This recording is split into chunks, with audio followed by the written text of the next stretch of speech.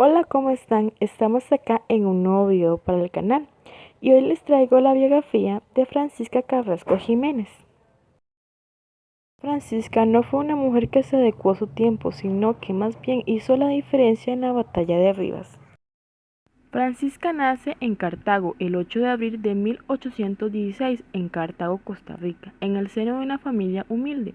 Es hija de José Francisco Carrasco Jiménez, un mulato, y María Trinidad Jiménez, una mestiza. Un mulato era una persona que era hijo de una mujer negra y un hombre español, o viceversa, pero este caso prácticamente nunca era documentado. O bien el caso que tenía un antepasado negro. Un mestizo era una persona que era hijo de un hombre español y de una mujer indígena, o viceversa, aunque también estos casos tampoco eran registrados. O también era una persona que tuviera un antepasado indígena. Esto no importaba si era su bisabuela, tatarabuela, no importaba. Siempre significaba que era un antepasado o que era hijo de un indígena. Francisca tenía 3 hermanos, Petronila, Andrea y Pablo, pero se sabe que estos no vivieron mucho tiempo. Su crecimiento como mujer le impedía ciertas cosas, como por ejemplo ir a la escuela. Algunas fuentes dicen que sabía leer y escribir, otras dicen que no. Se desconoce qué fue de su niñez y adolescencia hasta que a los 18 años contrajo matrimonio con Mario Solano, quien era un artesano en 1834. Con esta unión nacen 2 hijas, la primogénita María Josefa Solano Carrasco, quien muere en la infancia, y Manuela Solano Carrasco, quien llega a edad adulta. Se desconoce la fecha exacta de sus nacimientos, pero sus bautizos se dieron en 1835, es decir, un año después del casamiento, y en 1836, 2 años después del casamiento. En 1842, con 26 años, participa en una revuelta contra el presidente Morazán. Ella se encontraba con otras mujeres incitando a los ciudadanos contra el presidente.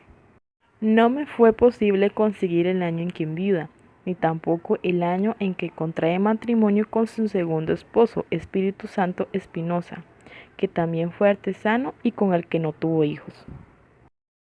Pero este matrimonio no fue del todo bueno, ya que Francisca sufre de agresión física y verbal, y con valentía demanda a su esposo por estas acciones, cosa que no era común en la época. Francisca no estaría tranquila mucho tiempo, ya que un estadounidense había fijado sus ojos en Centroamérica y quería conquistarla.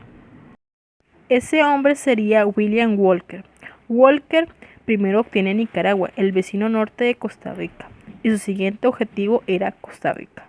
El presidente de Costa Rica se adelanta y alista un ejército para enfrentar la amenaza. Francisca no lo duda y se inscribe junto a su esposo al ejército.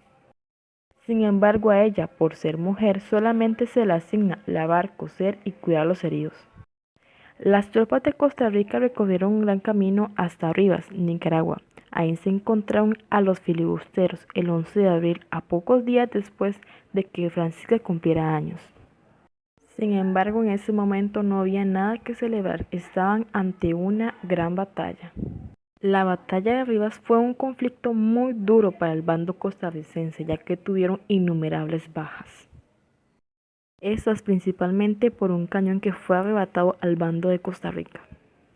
La batalla duró largas horas.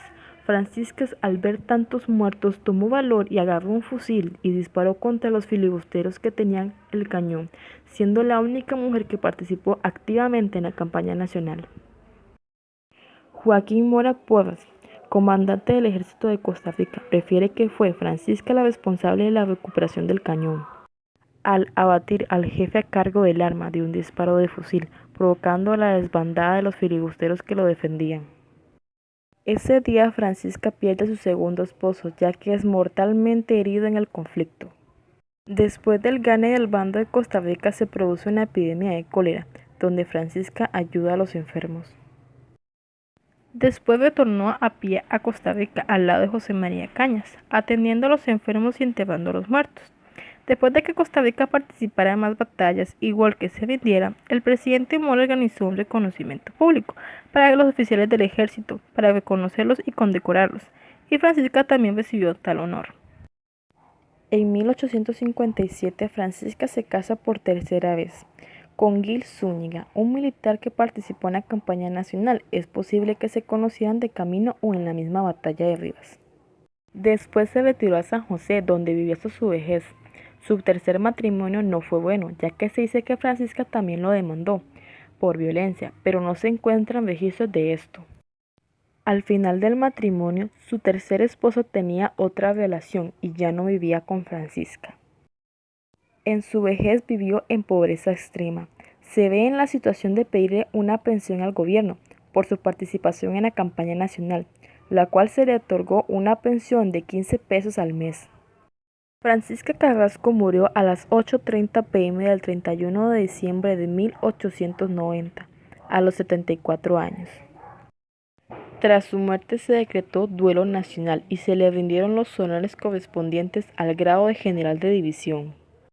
En 1994 se le declara defensora de las libertades patrias. En 2012 fue declarada heroína nacional. Francisca fue una mujer extremadamente valiente ante la adversidad. Fue capaz de tomar un fusil y quitarle la vida a los que querían esclavizar a su país. Una mujer fuerte y valiente de la historia de Costa Rica. Hasta aquí llegó el video de la vida de Francisca Carrasco, y aunque ustedes no lo crean, estoy aquí sin luz con la linterna del celular leyendo la biografía de Francisca Carrasco, así que espero que lo aprecien y espero que les guste el video y nos vemos en el siguiente video.